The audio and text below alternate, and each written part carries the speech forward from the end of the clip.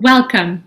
I am Sasha Kalter-Wasserman, Associate Curator and Associate Director of Curatorial Affairs of the Guggenheim Abu Dhabi Project at the Solomon R. Guggenheim Museum and Foundation, and I'm pleased to be here to speak with internationally renowned artist Rayyane Tabet.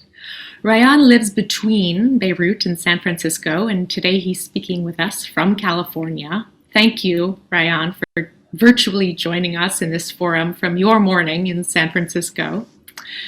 In today's program, Rayyane and I will be in conversation about his practice, especially the central theme of his work, the intersection of personal and collective memory, explored through encounters with history evoked by conscious and unconscious forces. And although we're all separated by screens and by time zones, we hope you'll feel that we're all in the same room through this virtual platform. Please do share your questions for Rayyane in the chat session during this conversation. And in the final 15 minutes, he will answer as many questions as possible. As brief background, Rayyane Tabet's work draws from his training as architect and sculptor. His elegant and hermetic sculptures pose a dialectic between individual, personal memory and collective memory.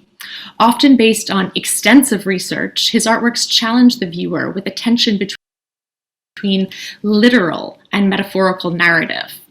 Objects that have pure materiality are imbued with multiple and symbolic force so that the highly personal essentially meets the socio-political in resonant layers of emotion.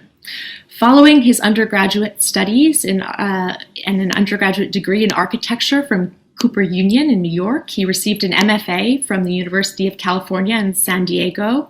Some among you may have seen solo exhibitions of Rayyane's work at such venues as Wit to Wit Center for Contemporary Art in Rotterdam, Kunstverein in Hamburg, Carré d'Art in Nîmes, the Metropolitan Museum of Art in New York, Parasol Unit for Foundation for Contemporary Art in London, and the Storefront for Art and Architecture in New York. And for those of you who haven't yet experienced his work in person, there are two major upcoming solo presentations. The first opens later this week at Sharjah Art Foundation, and we'll get a sneak peek preview of it towards the end of today's conversation. Another major solo presentation of Rayyane's work will be at the Walker Art Center in Minneapolis, opening this June. His work is included in collections worldwide, including those of the Kunsthalle Hamburg, the Metropolitan Museum of Art, and the Walker Art Center in Minneapolis. And we're especially proud to have works by the artist in the Guggenheim Museum, New York, and the Guggenheim Abu Dhabi collection. So with that, Rayyane, thank you for being with us today, and let's launch right in.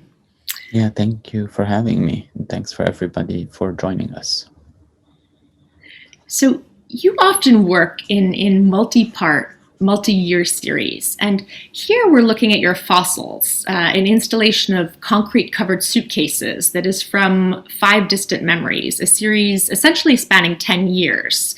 And the starting point here is highly personal, your earliest memories of quotidian aspects of childhood. Share with us how this evolved into the 5 works that comprise this series. Sure. So in 2006, I was invited to participate in a group show at Sfersembler Gallery in Beirut called Moving Homes. And the show's premise was kind of a reflection back on kind of architecture and the personal space. And my proposal for that show was actually going back to a moment from my childhood where I remember always having a packed suitcase at the side of my bed in case of the need for kind of an urgent evacuation. And when thinking kind of maybe more intentionally about that moment, I realized that in the that suitcase was actually quite a safe object, that in the middle of a context and that was ever evolving and changing because of the reality of the Civil War. Kind of this object gained, for me, a lot of safety and security. So I started imagining the possibility of fusing this quotidian object with like building material, and to think of like the potential of concrete to kind of solidify and fossilize, right, that memory. So quite literally.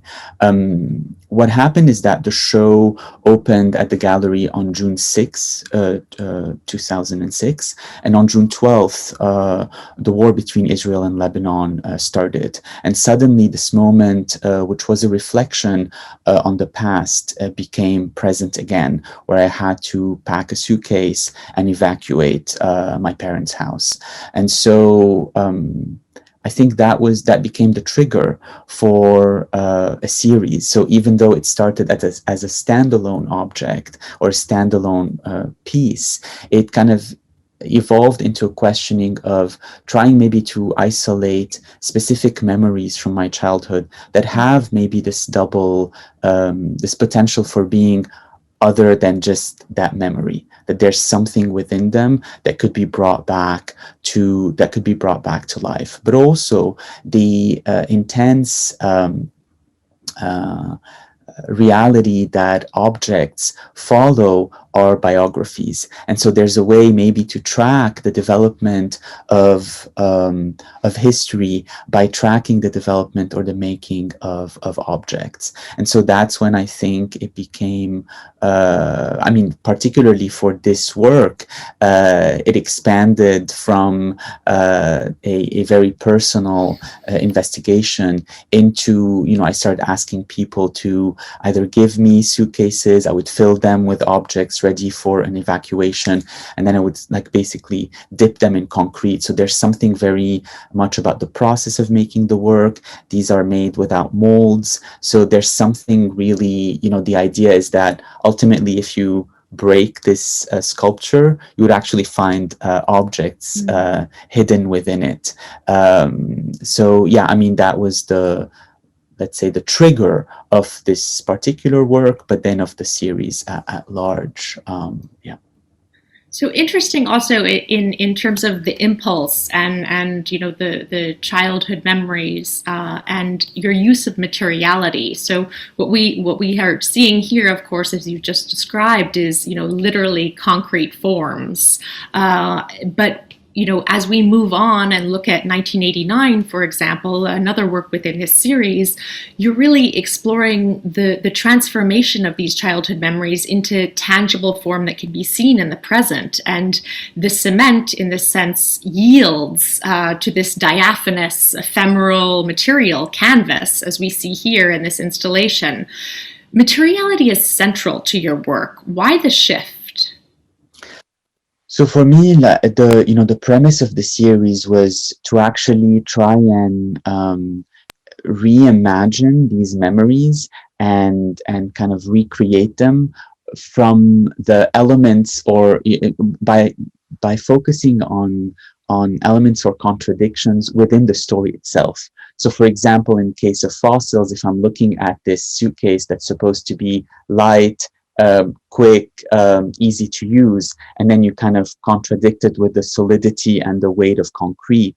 Here, 1989 focused on this memory of standing in the doorway of my bedroom. My bedroom had actually disappeared, and so there was actually it's a form of reversal, right? So it's a moment of thinking through what is supposed to be a solid form, a solid state of a room that is actually remade to the same exact measurements, but using kind of this canvas material, and then kind of propping it up with the window frame and the door frame of my parents' apartment in Beirut. So this idea of thinking through what does the memory, what are the materials inherent to the memory, and how sometimes there's like and often a contradiction even in the way we remember things. So if we and for me it was as it is with most of my projects,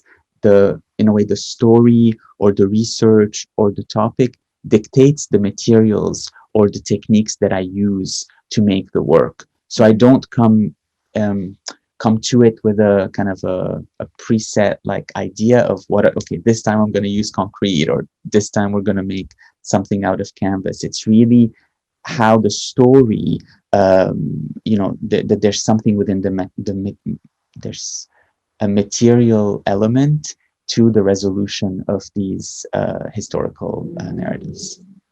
And speaking of those stories, moving to Cyprus, let's pause here and just spend a bit of time exploring this key work from the series. I personally remember seeing this monumental piece suspended in Sharjah, where its scale and presence are frankly startling. Tell us the history of this piece and how memory can reimagine matter. So, kind of in while I started this exercise of trying to remember my first memory, I quickly realized that I had these five first memories. I remember packing a suitcase at the side of my bed. I remember waiting in the bedroom of in the door of my bedroom and it having disappeared. I remember keeping a set of woodblock toys with me at all time. I remember hearing on the radio that Maradona had scored a goal against England. And lastly, I remember being on a boat with my parents. And those moments were kind of really completely out of context. So it was very hard for me to kind of locate them in time and space. And in 2012, after I returned back from the US after spending some time studying there, I actually went to have dinner with my parents in the north of Lebanon, in Jbeil. And while at dinner, at some point, my parents started arguing about a boat that was kind of sitting on the shore close to us, and whether or not this boat had been used by my parents in 1989 as a vessel to escape. And this was an escape attempt that my parents had done at the height of the Civil War, and it was a moment that had been kept kind of secret from my sister and I.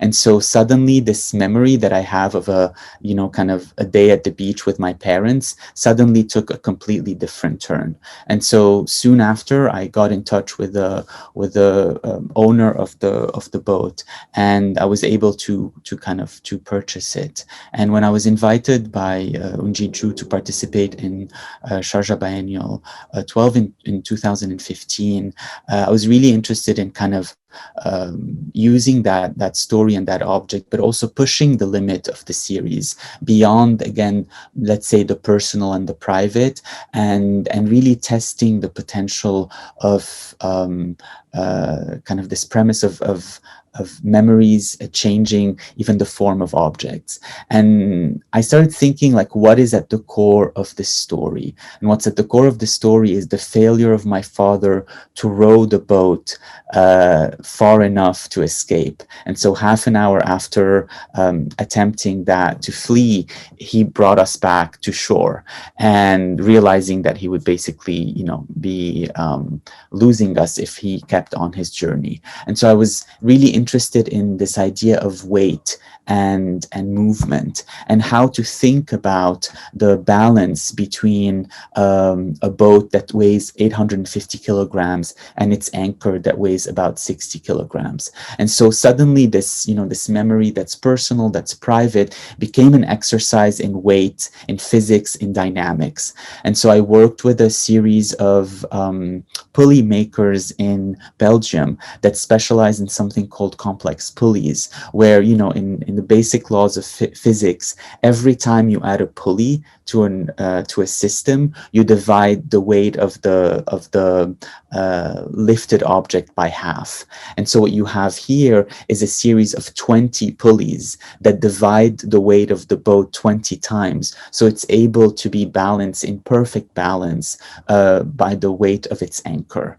And so here again, this idea that maybe something that starts as like a metaphor has very clear, concrete material and physical properties. And this story, which is a story of exile and migration, has also the very clear dynamic properties of weight, of transfer, of matter. And so that's how, and of course the particularities of with my background in architecture, I'm always very interested in the interaction of these forms in space, and so the particularities of the Sharjah Art Foundation spaces, the zenithal light, the possibility of having kind of this singular shape in the kind of in the middle of the space. But also I'm really interested, particularly in this project, I was interested in like kind of this encounter with a fantastical object, right? Like you encounter something that looks completely out of the ordinary, but then when you start breaking it apart, it's made out of pieces that are actually quite common, but their composition, the way you approach them, makes them come across as fantastical, which is for me quite an interesting property of memories, right? They're made out of things that are quite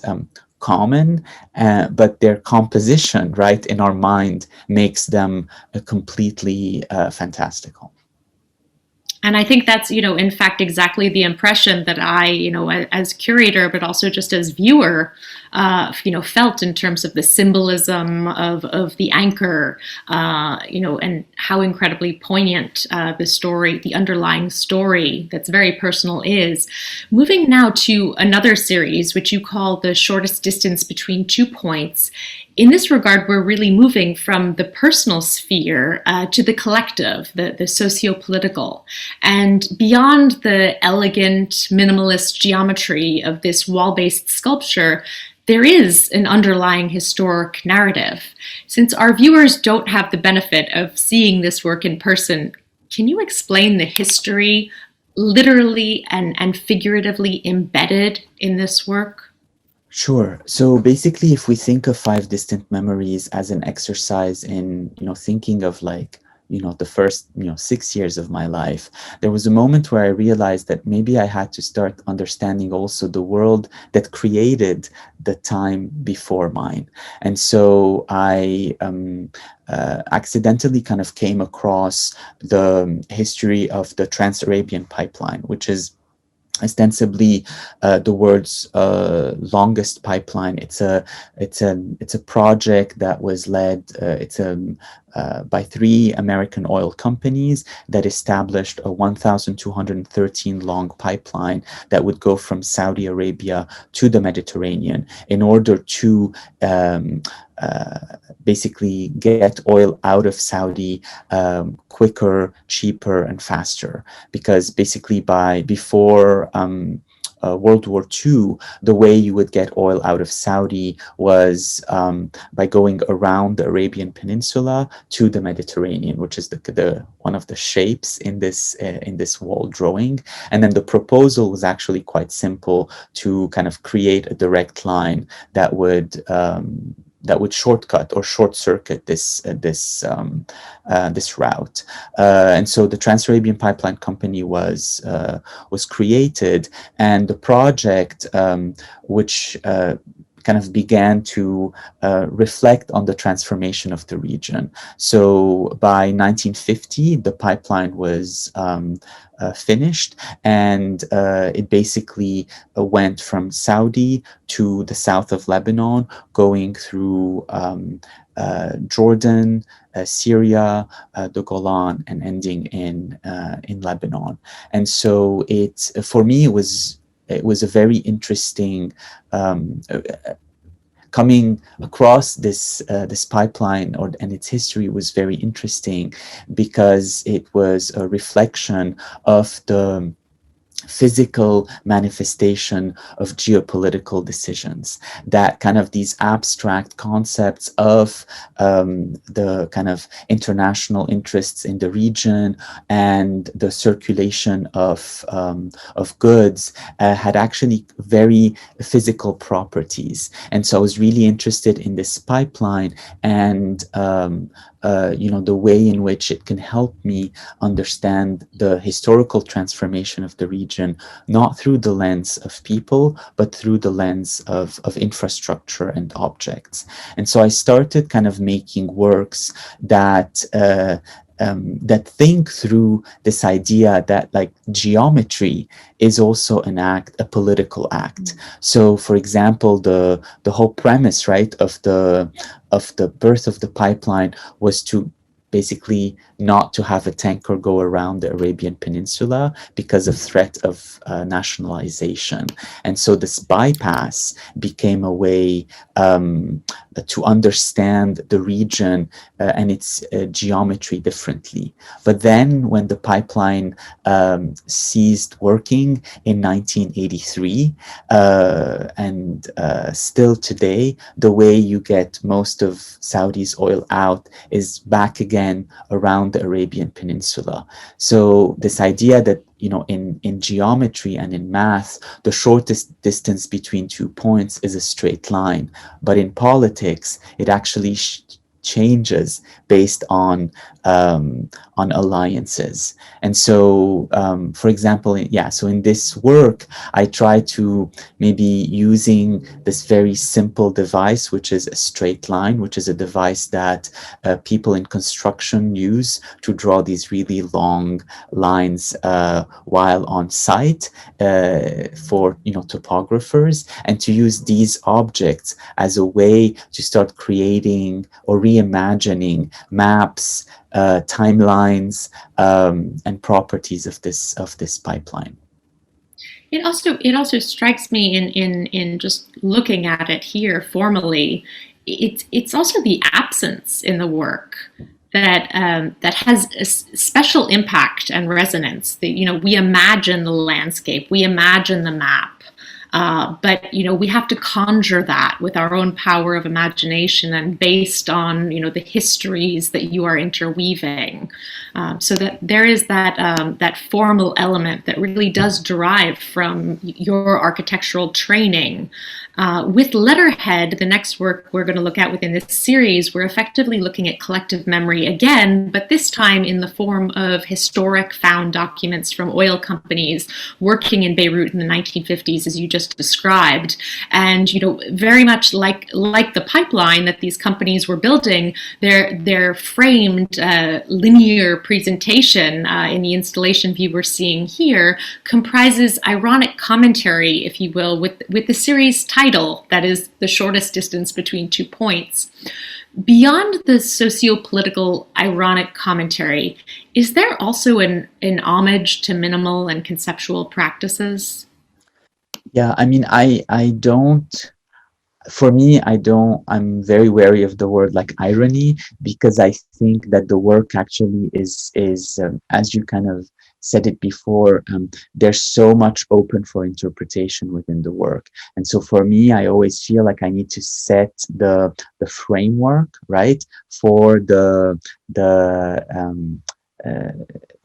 have to like set the setting, and then the conversation or the interpretation happens with the viewer. And so for me, there's no irony in the intention, but it might be in the interpretation. So particularly in this work in Letterhead, I was really interested. I had gotten access to the abandoned offices of the Trans-Arabian Pipeline in Beirut, and out of the hundreds of material that was found there that had so much content in it, I found on one of the the abandoned desks, a stack of empty letterheads. So all they had in them was just like the name of the company on top.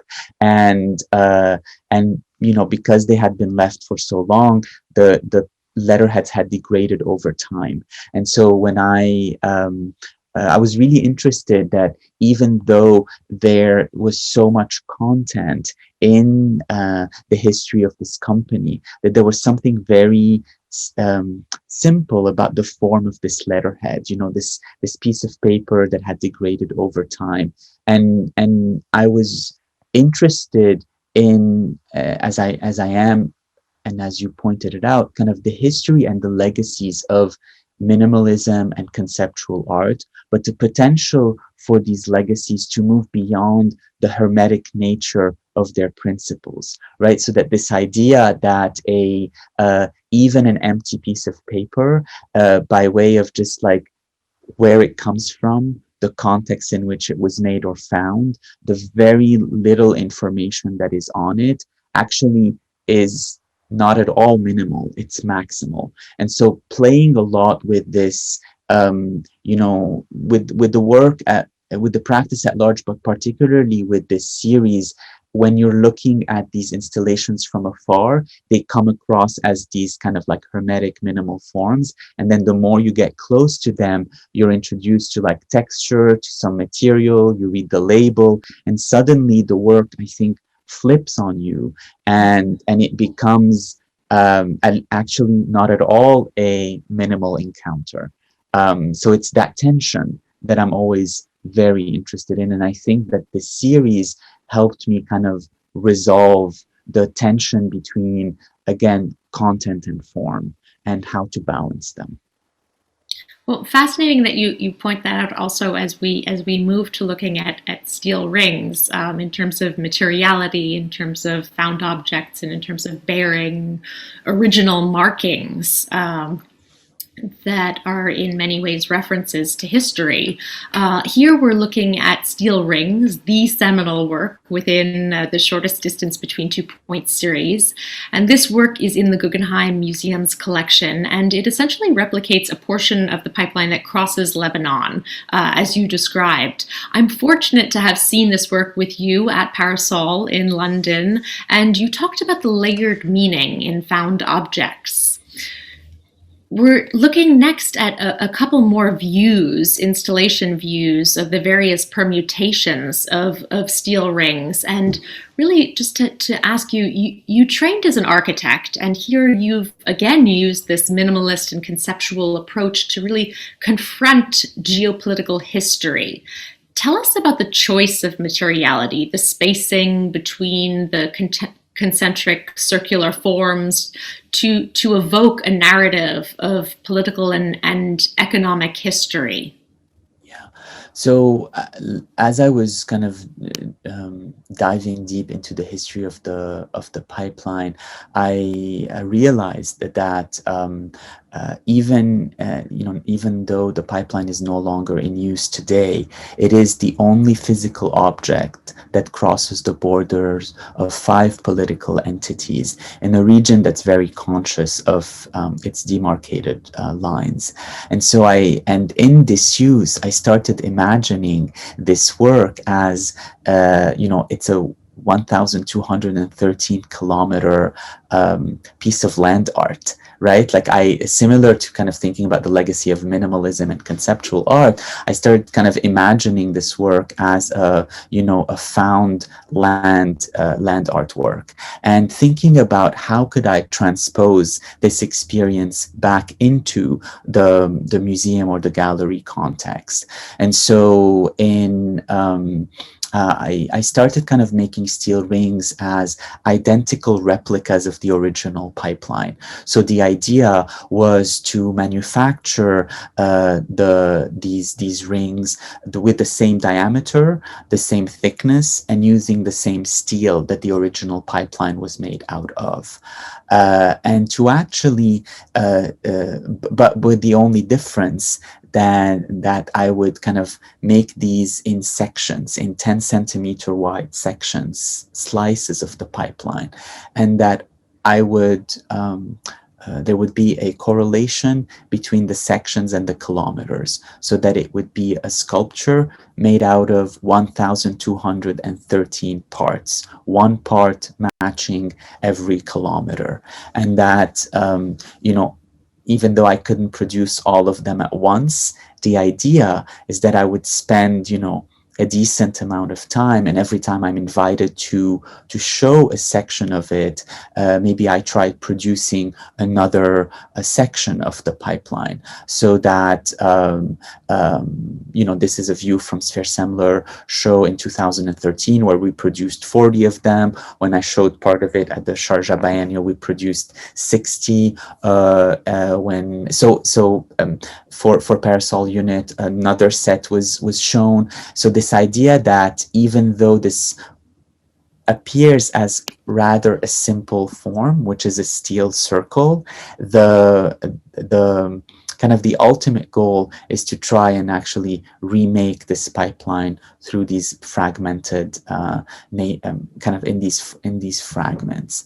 And what's interesting in the materiality is, as you come closer to each of these circles, they are engraved with their kilometer number, longitude, latitude, and elevation, so that you actually have a very specific geographical marker of where this pipeline sits in the landscape. And so in a sense, the idea, like we were saying before with letterheads, that this kind of pure geometric form holds in it this, it's a form of geocaching, right? It holds in it the kind of this other location, a reference to this other place. And that I ultimately, because these were produced in different places, in different contexts, and they're equally kind of, let's say, collected in parts. So let's say, you mentioned that the Guggenheim has acquired part of this work, so you have like 20 pieces out of 1,213. Somebody else might have one, somebody else might have a dozen. And so the idea is that ultimately, maybe one day when I'm done making this pipeline, I would like have created this completely dematerialized object that exists in these different locations, and so each entity only holds part of it, and the inability for anybody to kind of own or hold this entire sculpture. I think, Rayyane, as we look at, other permutations of the work here outside on the High Line, and next installed outdoors in Saudi Arabia, do you envision ever bringing these all together? I mean, I have this crazy, desire that one day they'll come back together in a presentation where you will see, because these pieces are made out of steel, they're unprotected, so they basically rust over time. But depending on each institution or individual's like care for them, they transform differently. So I have this, it would be really first it would be great to finish producing the entire set, and then to kind of bring them all together. But it's interesting that you kind of bring up the presentation on the High Line or at Desert X, because there was also attention. I mean, the original intention was to decontextualize the pipeline from, let's say, the real world into the gallery or the museum setting, and then that decontextualization would kind of transform our relationship with it. But particularly with these presentations outdoors, it was a form of like a return, right, of the pipeline back, and so how an object changes identities, right, as it is presented in different contexts. So let's next pause here for a moment and watch this silent clip of the steel rings installed, as you've just described, in Saudi.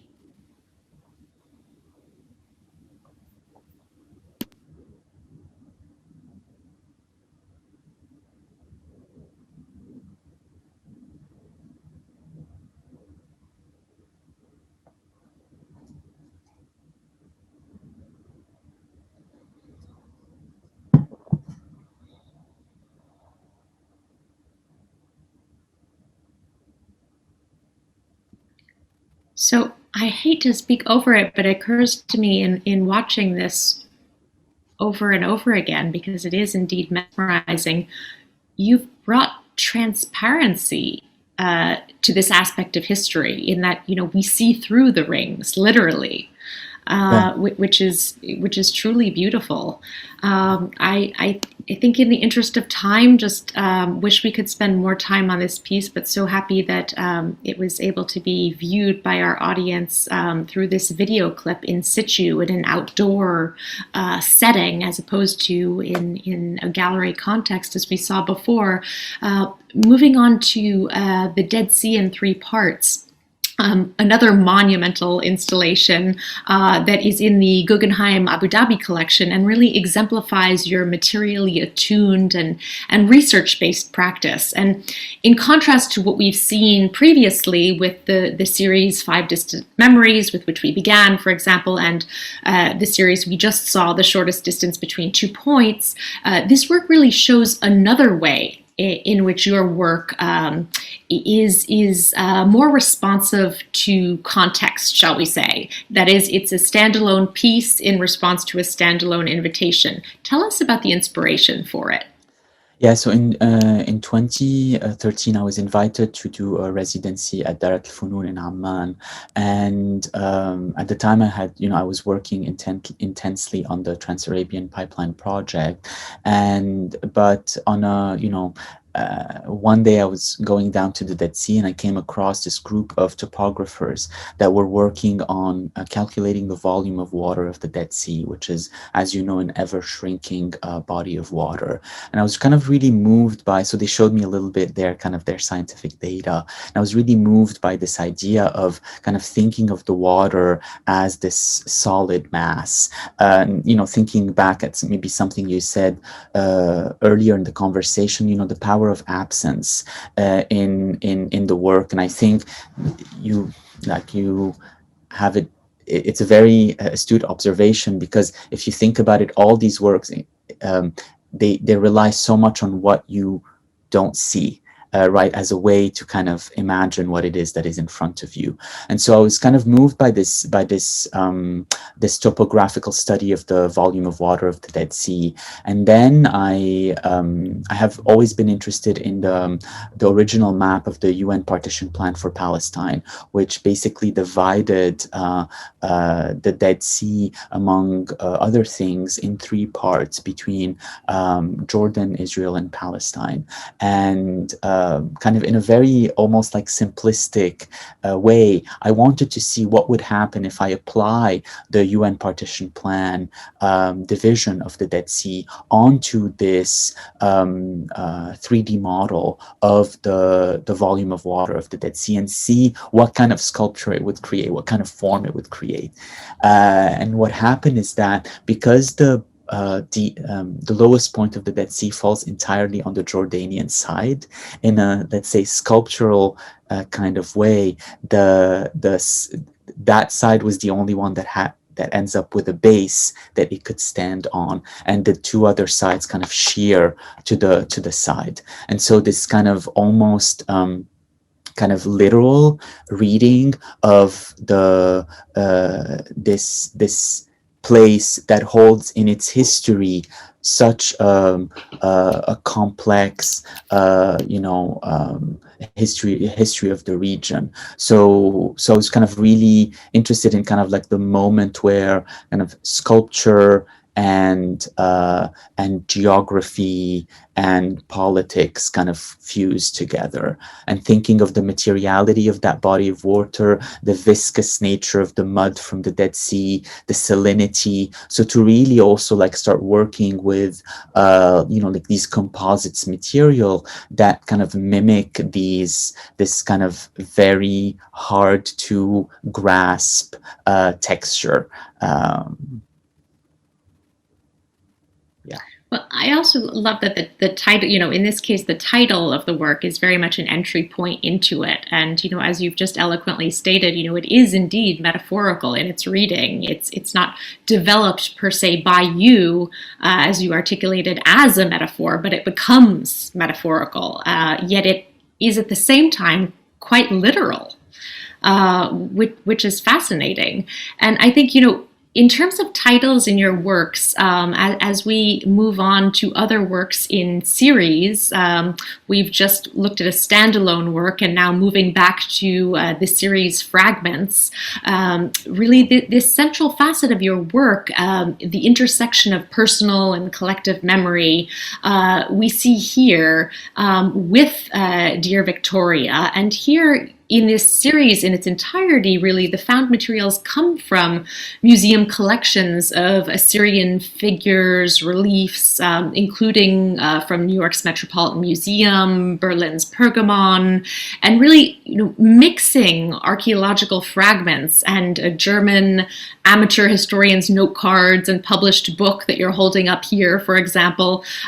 You use the signs and signifiers of this matter to fill in gaps in your own family history. So among the multi-layered narratives that are really implicit in this work, there's this tale of exploitation that we now really associate with the geopolitical issue regarding some museum holdings.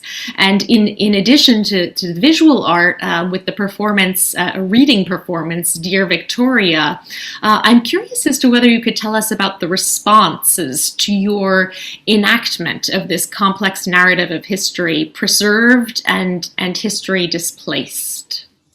So, if we imagine the first series as being an exercise in kind of like this exercising a private moment, if we think of the Tapline series going back in time to understand the development of the region in relationship to oil economy, this series goes further back in time in order to look at the kind of the colonial past through archaeological expeditions, and particularly focus in order to understand the situation we find ourselves today. And in order to do that, I had to basically find one part. I couldn't just talk about archaeology at large, just like I couldn't talk about oil economy at large. I kind of had to isolate one particular incident, and it kind of happened to be both a personal and a historical connection, because my great-grandfather had worked in 1929 as a translator on a dig in Tel Halaf in Syria, assisting Max von Oppenheim, who's a German kind of amateur archaeologist, in his dig there. And once I started kind of looking into the history of that particular site and the dig, I realized that several objects from this dig had been kind of dispersed through museum collections across the world. And so the exercise was to actually contact all these institutions and maybe try to find a way to start a conversation with them by way of this personal history. So to think of the personal narrative as an entry point into a larger question of kind of regional involvement and encyclopedic museum collection building. And so in a way here, the artwork or the premise of making the work is an excuse for the conversation, right? So it's kind of like I would say it's like a trick, right? That I would in many cases not tell these institutions at first that I was an artist. I was like, I'm the great-grandson of somebody that had worked on a dig, whose some objects are in your collection. Can I just come and have a conversation with you? And then slowly it would turn into, oh, by the way, I'm interested in making a rubbing of this work, or could we collaborate on thinking together about current conversations about preservation of cultural heritage. And particularly the case of the Tel Halaf dig is really interesting, because a lot of these objects that had been taken to Berlin, particularly as a result of partage, were actually destroyed in Berlin during World War II, during one of the nightly raids, Allied bombing raids of the city. And so it is at a time where there is a lot of conversation about the preservation of cultural heritage and the kind of this east-west divide. And I was interested in finding a way into this conversation that would be not as binary as most of these conversations tend to be. And so by locating these objects in these various collections, but also thinking with curators in charge of particularly ancient Near East departments, thinking of their practice as actually ultimately very political and actually very contemporary. That even though we approach these objects in these museums as part of our collective past, they're actually a way within their history is a way of understanding our current present and the reality of the region today. Mm. So you just referenced some of the obstacles, shall we say, that you faced in completing these reconstructed friezes, in terms of institutions and waiting and requesting permission and being patient, and of course, the resulting rubbings are incredibly beautiful. I think what's interesting here too is that this technique of charcoal rubbing that you're using is intentional, if I'm not mistaken, in that it was deployed widely by art historians, by archaeologists, even in the 19th century, to record engravings, to record reliefs. So it's fascinating that you're using this medium to really enact that, so to speak. And I think here we see a detail, or not a detail, one of the many charcoal works on paper that were exhibited in the Metropolitan Museum of Art, New York exhibition that we had the pleasure of seeing together. And just seeing the level of detail and the references that they make to record engravings, to record history and the history of reliefs, it's absolutely fascinating. Yeah. And it goes back to kind of a question we addressed earlier, that the material resolution of the project comes out of the research itself, right? Just like concrete was the adequate medium for fossils all the way at the beginning, that the story of the dig itself was helped me decide on making rubbings as opposed to resolving these through, photographs or 3D scans or something else. Right. And going on to the next couple that we see here, My Beautiful Venus, also from the Fragment series. Tell us about these works and how they relate to the works we just saw. Yeah, so similarly, so the entire kind of quest became kind of tracking these, let's say, iconic objects from the Tel Halaf dig and try and again remake them or reimagine them. So another one of these kind of major works from the dig is this seated grave figure that kind of became widely known, an inspiration for cubists, and was one of the major works that was destroyed during the bombing of the museum in Berlin. And so this work was painstakingly reconstructed out of these kind of fragments of the that remained, and I had the opportunity of being allowed to make these moulage, these foil pressings of the original sculpture that's held in the storerooms of the Pergamon Museum. But I was also really moved by the materiality of this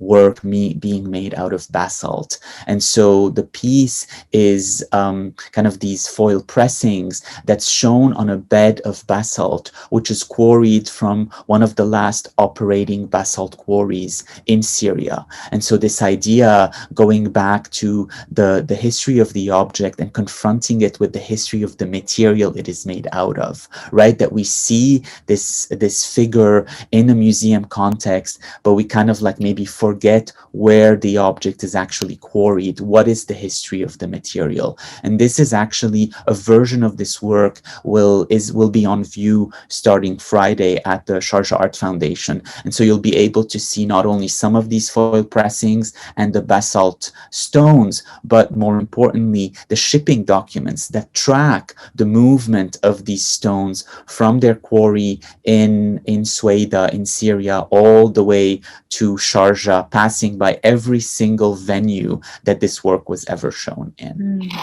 Well, that's the perfect segue. In fact, speaking of Sharjah and your upcoming solo show that you've been installing remotely due to the pandemic and that opens later this week, the 12th, I believe, we're very fortunate to have this sneak peek in the form of this installation view.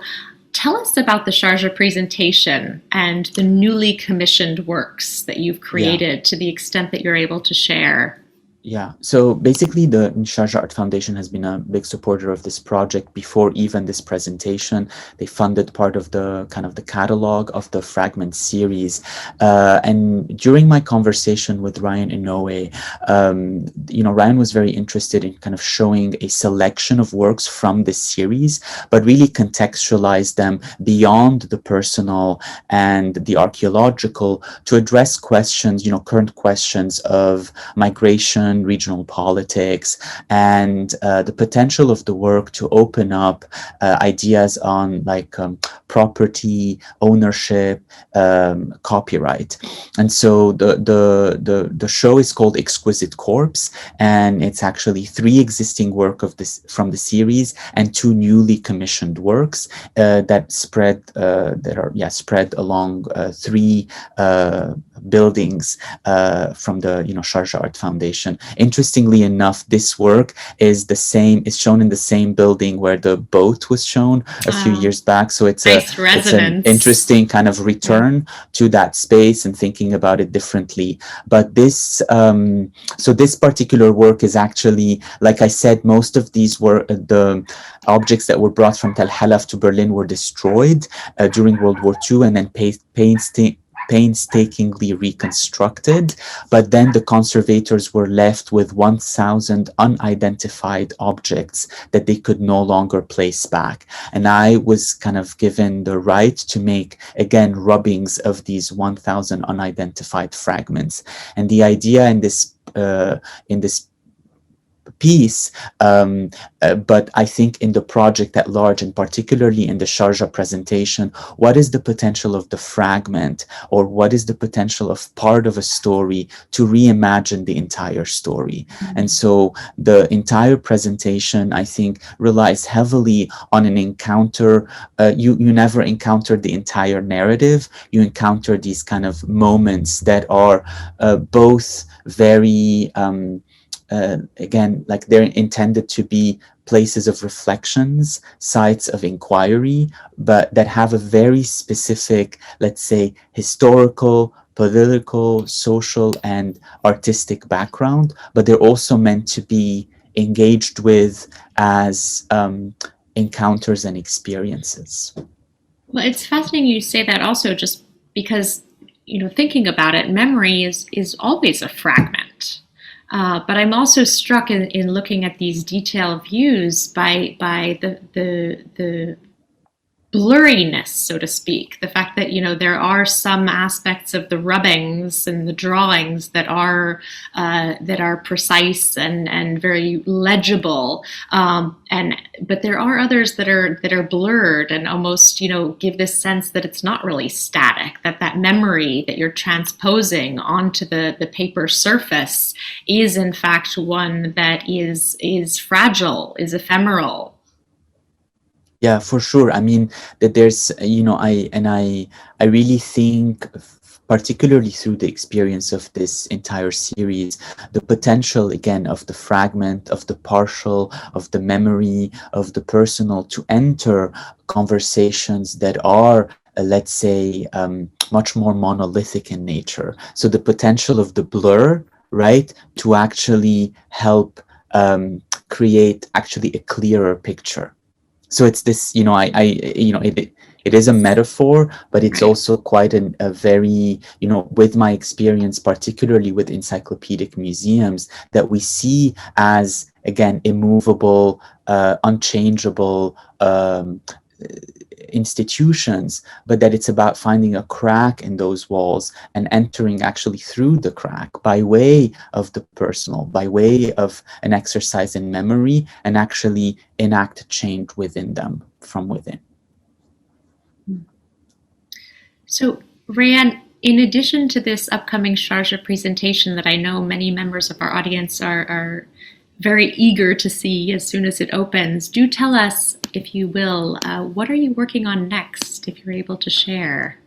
Yeah, so I'm working on a show on a commission for the Walker Art Center that opens on June 12th, which is, in a way, if we think about it, more like a standalone project, like the Dead Sea in Three Parts project. It's a work that centers on the history of computing and Minnesota. So it's a focus on the development of IBM and thinking of the transformation of that, giant of computing from making hardware, so making objects, to today investing most of its efforts in cloud computing and artificial intelligence. And so it takes, so I had to go all the way to the 19th century to come back to the 21st century, thinking about the dematerialization of our reality and the potential for that dematerialization to transform, our understanding of sculpture. If you think about it, my practice is very much kind of concerns with rather kind of classical questions of sculpture, matter, material,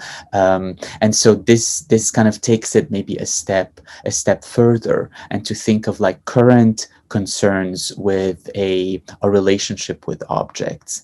And I'm working on a few projects for, and I have also an upcoming show at the Sphere Semmler Gallery in Hamburg that opens in September, and then working on a few projects for 2022 that hopefully we can talk about in another context. With pleasure. It all sounds very exciting, and can't wait to go see the Walker show as well when it opens, and experience the sites, but the works that you're specifically making for that context in Minneapolis, as you've just articulated. We do have questions, including one that is really about what message you want to leave for your viewers. I mean, it's a hard one. I think I always feel that by way of like sculpture or installation, there's a way to kind of lure somebody in through kind of an encounter with form and space, to just give them a place of repose. I think that there's the potential for the exhibition setting to be a place of reflection. But in order for that to happen, we first have to kind of like slow down. So if you notice, a lot of these works are actually it's an encounter maybe with a strange object, with something we can't yet define. And so slowly, I think it's a way of maybe transforming our relationships with objects. So when we exit the exhibition space, when we go back into the world, that different way of looking at objects reflects back into our quotidian world. So for me, that maybe would be the closest to it, that an encounter with an art object is an invitation for reflection and an invitation for a conversation. It is not it's not an illustration of anything, right? It's not an argument to be made. It is really an invitation for imagination. Well, I think with that, we'll all take you up following this presentation on that invitation to imagine. And I would like to extend my thanks to you, Rayyane, for this opportunity to discuss really the malleability of material objects and their confluence with personal and collective memory across the series and standalone works that constitute your practice, and very much look forward to seeing the upcoming presentations, following your work, and continuing the dialogue. My thanks also to the team behind the scenes in Abu Dhabi and London, San Francisco, where Rayyane is, for making this program and live broadcast possible. And we hope you'll join us again for the final day tomorrow of Culture Summit 2021 with more Guggenheim programming. Thank you, Rayyane. Thank you all for watching.